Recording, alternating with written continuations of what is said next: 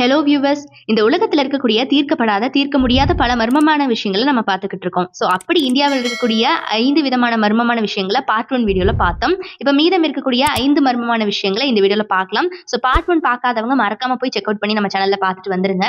And மீதம் இருக்கக்கூடிய 5 மர்மமான விஷயங்கள் என்னென்ன அப்படிங்கறத இந்த வீடியோல பார்க்கலாம் வாங்க. Number 6 Kerala twins village. குழந்தை பிறப்பு என்னமோ சாதாரணம் தான், ஆனா பாருங்க ட்வின்ஸ் பிறக்கிறது அப்படிங்கிறது ரொம்பவே அபூர்வமானது.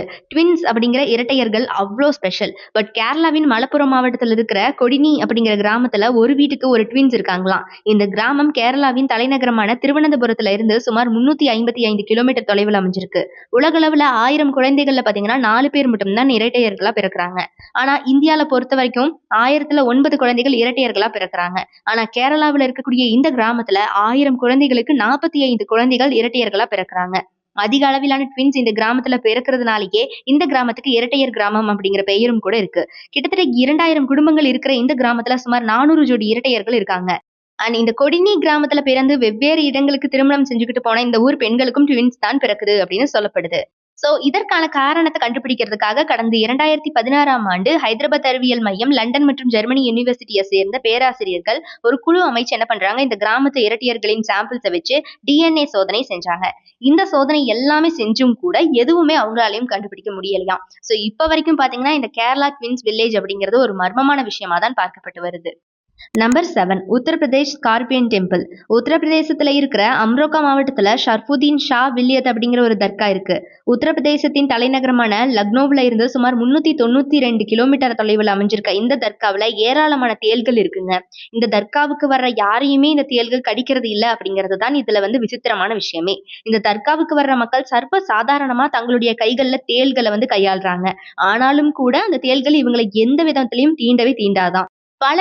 பல ரகமான தேள்கள் இந்த தர்காவில் இருந்தும் கூட அமைதியா தான் இருக்குது. மக்களுக்கு எந்த விதமான தொந்தரவும் கொடுக்காம தான் இருக்குது இப்ப வரைக்கும் அப்படின்னு சொல்லப்படுது.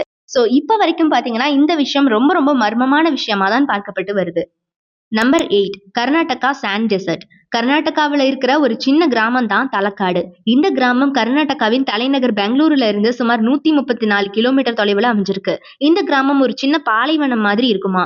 அண்ட் இந்த ஊர் முழுக்க பாத்தீங்கன்னா பாலைவனத்துல இருக்கிற மாதிரியே மணல்களால நிறைஞ்சிருக்குமா.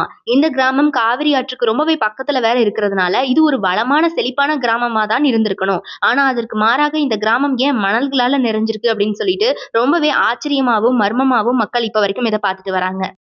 நம்பர் 9 அசோகாஸ் மிஸ்ட்ரி மென். தோல்வியையே சந்திக்காத மாவீரனான மௌரிய பேரரசன் அசோகரை பற்றி நம்ம எல்லாருக்குமே நல்லா தெரிஞ்சிருக்கோம். ஆனா அசோகரின் அரசவையில இருந்த 9 அறிவாற்றல் மிக்க மர்மமான நபர்களை பற்றி தெரியுமா? இந்த 9 பேருமே ஒருத்தருக்கு ஒருத்தர் முன்பின் தெரியாதவங்க. இவங்க ஒவ்வொருத்தருக்கும் ஒவ்வொரு துறையில வல்லுநர்களா இருந்தாங்க அப்படிங்கிறதுக்கான சான்றுகள் இருக்கு. இவங்கெல்லாம் யாருன்னே இன்னைக்கு வரைக்கும் தெரியல அப்படிங்கிறது தான் மர்மமான விஷயமே. அண்ட் அது மட்டும் கிடையாது, இவங்க யாருமே பாத்தீங்கன்னா இந்தியாவை சேர்ந்தவங்க கிடையாது. உலகம் முழுக்க இவங்களோட வாரிசுகள் இன்னுமே வாழ்ந்துகிட்டு இருக்காங்க அப்படிங்கிறது தான் இதுல விசித்திரமான மர்மமே. Number 10 Maharashtra snake village. Maharashtra மாநிலத்தில் இருக்கிற ஒரு சின்ன கிராமம் தான் ஷோலாப்பூர். இந்த கிராமம் பாத்தீங்கன்னா மகாராஷ்டிராவின் தலைநகரமான மும்பையிலிருந்து சுமார் 400 கிலோமீட்டர் தொலைவில் இருக்கு. இந்த கிராம மக்கள் எல்லாருமே பாம்புகளை தங்களுடைய வீடுகள்ல செல்ல பிராணிகளா வளர்த்துட்டு வராங்க. பொதுவா பாம்புகள் கொடிய விஷத்தன்மையுடையது அப்படிங்கிறதுனாலயே, வினோதமான தோற்றமுடையது அப்படிங்கிறதுனாலையும் பாத்தீங்கன்னா நமக்கு அது மேல எப்பவுமே ஒரு பயம் இருக்கும், பதட்டம் இருக்கும். ஆனா பாருங்க, இந்த ஷோலாப்பூர் கிராமத்துல பெரியவங்கள்ல இருந்து சின்ன குழந்தைகள் வரைக்கும் எந்த விதமான பயமுமே இல்லாம அசால்ட்டா பாம்புகளை கையில பிடிச்சு விளையாடிக்கிட்டு இருக்காங்க. அண்ட் அது மட்டும் கிடையாதுங்க, பாம்புகளை இவங்க வீட்டு செல்ல பிள்ளையாவே வளர்த்துறாங்க. இந்த கிராம மக்கள் பாத்தீங்கன்னா பாம்புகளுக்கு தனி மரியாதை கொடுக்குறாங்க. இது போக பாம்புகளை கடவுளாகவும் வணங்கிட்டு வராங்க. அண்ட் இதுல ரொம்பவே ஆச்சரியமான மற்றும் மர்மமான விஷயம் என்ன அப்படின்னு பாத்தீங்கன்னா, இப்ப வரைக்கும் இந்த பகுதி மக்களை இந்த பாம்புகள் எந்த விதத்திலையும் தீண்டவே இல்லை, எந்த விதத்திலையும் இவங்களுக்கு தொந்தரவு கொடுக்கவே இல்லை. இந்த இடத்துல யாருமே பாம்புக்கு தீண்டி இவங்க மரணம் நிகழல அப்படிங்கிறது தான் மர்மமான விஷயமா இப்ப வரைக்கும் பார்க்கப்பட்டு வருது. சோ இந்த கிராம மக்கள் பாத்தீங்கன்னா எங்களுக்கு பாம்புகளால எந்த பிரச்சனையுமே இல்லை அப்படின்னு தான் இப்ப வரைக்கும் சொல்றாங்க. ஸோ கைஸ், இப்போ நம்ம பார்த்தோம் இல்லையா இந்தியாவில் இருக்கக்கூடிய 10 மர்மமான விஷயங்கள்.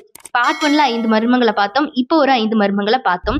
ஸோ இதை பத்தி நீங்க என்ன நினைக்கிறீங்க அப்படிங்கிறத மறக்காம கமெண்ட் பாக்ஸ்ல கமெண்ட் பண்ணிடுங்க. இந்த வீடியோ பிடிச்சிருந்தா லைக் பண்ணிக்கோங்க. மறக்காம நம்ம ஹவிசி சேனலை சப்ஸ்கிரைப் பண்ணி சப்போர்ட் பண்ணுங்க.